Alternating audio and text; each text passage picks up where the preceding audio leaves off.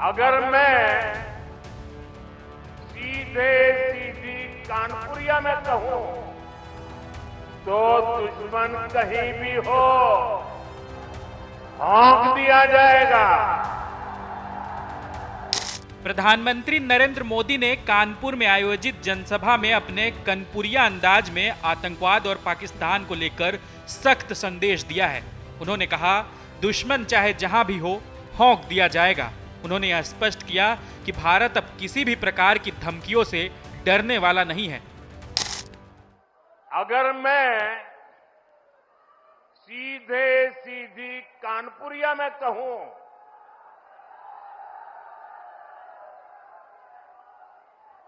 तो दुश्मन कहीं भी हो हाँक दिया जाएगा।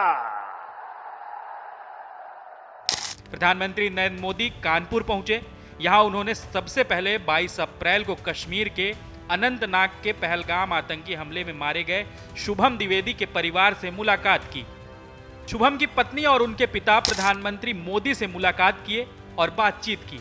उनसे बातचीत में पीएम मोदी भावुक हो गए और कहा कि ये लड़ाई लंबी है और अभी आगे तक चलेगी। आगे पीएम ने कहा, पुलवामा आतंकी हमले में शहीद शुभम द्विवेदी और ऑपरेशन सिंदूर में घायल ईशान्या के बलिदान का उल्लेख करते हुए कहा कि हमारे देश के जवानों के बलिदान को देश कभी नहीं भूलेगा। उन्होंने कहा कि भारत अब कमजोर नहीं रहा और अगर दुश्मन ने कोई भी दुस्साहस किया तो उसे कहीं भी ढूंढकर हाँक दिया जाएगा। अगर मैं सीधी कानपुरिया में कहूं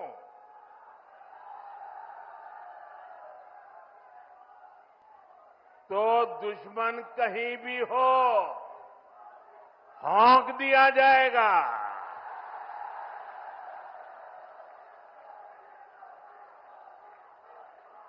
साथियों, ऑपरेशन सिंदूर में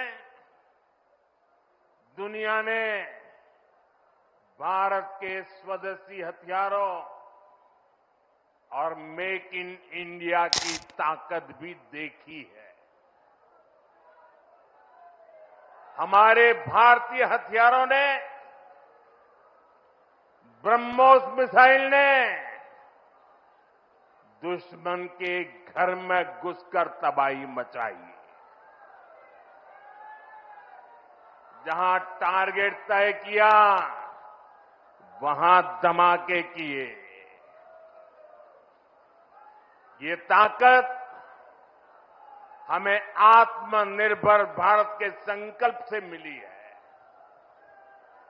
एक समय था जब भारत अपनी सैन्य जरूरतों के लिए,